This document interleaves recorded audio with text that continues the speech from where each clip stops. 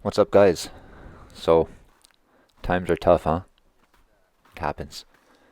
Happens to all of us. And, like it or not, it's normal. But that's a silver lining here.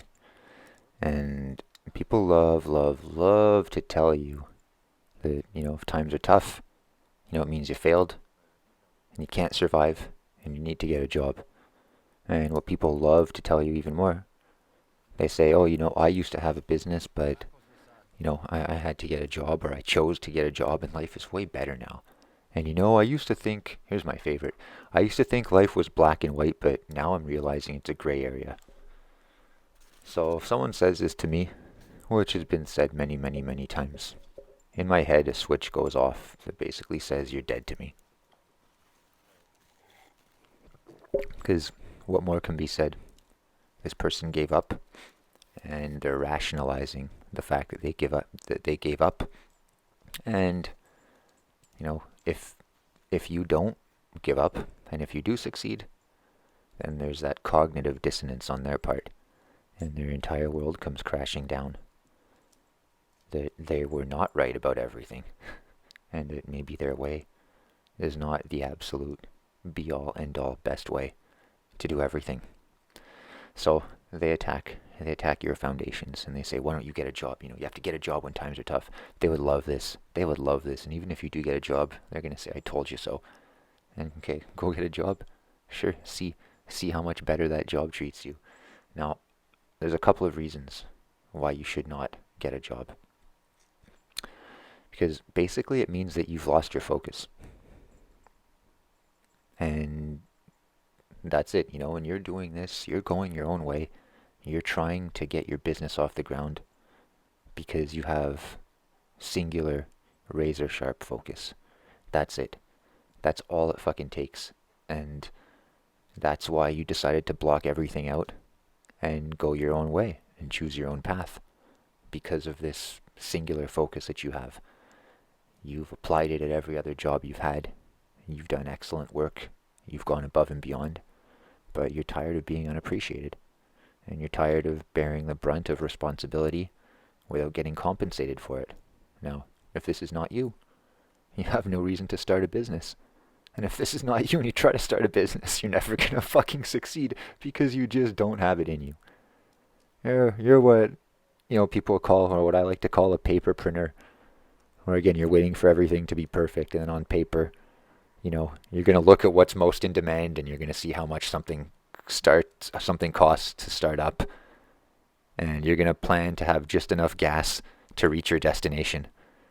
Or as the expression goes, run out of gas as the plane lands. Good luck with that. Good luck. Good fucking luck. And another very important point. Okay, even if it makes sense. Okay, even if it makes sense to get a job when times are tough, define tough times. Okay, let's say you have no money. Let's say you have zero money. Like, that could be a tough time. But this happens all the time. It doesn't just happen when fish are not biting. It happens when fish are biting and you're doing great business and you're busy, busy, busy, busy, busy, and you're doing fucking harder and harder jobs. And then you realize that if you had different or better equipment, it would make said harder jobs easier, and then you could do them in less time with less effort and charge more for those jobs. There's a learning curve to this equipment, as you see in this video, but that's it, and you could be broke. Look, when I bought my trailer, I spent $1,600 on my trailer. That was 2 years ago. And I had $2,000 when I bought it. That's a lot of money for me to have in my pocket. I was really happy. First season, maybe a month and a half into business. Money's coming in and being spent. And, usually I have $1,000 on me. And at this point, I had $2,000. So I spent $1,600 of it on a trailer. I spent $100 on gas to go get the trailer, because I drove an hour and a half each way, 2 days. So I drove 6 hours to get it. So that's a full tank, so that's $150. I spent about $100 to register it. And then my truck needed a different size trailer hitch. So I had to buy a trailer hitch, and then the other one was stuck on it. So I couldn't get it off. So I had to bring it to a garage, and they had to heat it up and take it off. They charged me $20. It was a good deal. But then the plug was broken, and some of the wires weren't connected properly. So $150 later, again, I fixed that. And then it needed 2 new wheels, and I bought those 2 new wheels, and the floor needed fixing. So I spent about $100 on 2x4s to put on the floor of the trailer. And when all when all is said and done, and I fixed the rest and everything, but when all is said and done, it cost me $3,000. But the point is, as soon as I bought it, like the next day, I had no money left. And I didn't even have any jobs on the horizon, but I knew that like in a day or two, I was going to get a job. So if someone comes up to me at this point, when I just spent all my money on my trailer, and they're like, oh, how much money do you have on you? And you're like, nothing. And they're like, oh, well, you're broke, you should get a job. It's like, well, that's not exactly true. And okay, maybe if only you're broke for a day, maybe you're broke for 2 days or 3 days, it's really not the fucking end of the world. So in the wintertime, let's say, when fish aren't biting, it's just a question of how long you can fucking hold out. And, a lot of people think that you always have to be doing well. Always, always, always. And doing well means like always doing well and everything's easy all the time. Again, throwing nothing but knockout punches without even having to waste the effort of throwing them.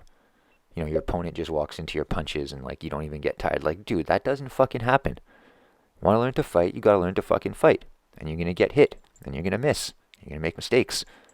But you start fucking learning to hit back. And when you learn that fucking independence, and you learn kind of what you're worth and where you stand, it's a very humbling experience. But it's a very eye-opening experience. And then you realize that the sky is the limit. And, another reason, this is the main reason that I just thought of today actually, and it's been in the back of my mind, but I couldn't put it into words.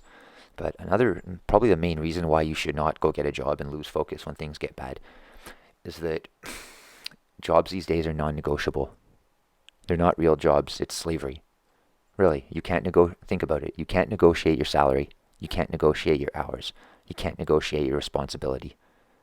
You can't negotiate how fast you rise. You can't negotiate shit. You have to fill out this extensive fucking application. You have to go through an interview process where they try to shove you into a fucking mold and they try to weed out dissidents. And a dissident is anyone who's capable of thinking slightly outside the box and therefore rising in the company and therefore threatening the jobs of anyone that's above you as an employee getting hired that doesn't deserve to be in that said job. So, you have to really, if you're smart, or if you're capable, you really have to mask your ability and dumb down your fucking intellect. Yet at the same time, you have to toe the line and be the perfect soldier. This is a very fucking slippery slope to fucking navigate in order to get minimum wage. And expect a 3-month probationary period. And for those 3 months, they're going to force you into doing the worst fucking shifts at the worst possible time. And they're going to throw a lot of fucking garbage at you, and the learning curve for the job is going to be extra steep.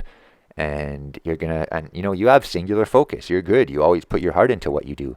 So you're going to put your heart into this job also. And you know what? Maybe your business is going to suffer. And most likely it's going to suffer.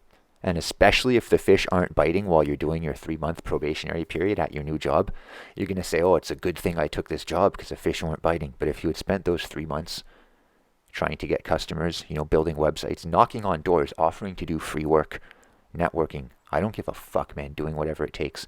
If you had really fucking spent those 3 months, doing everything you could, then you wouldn't have to get a job.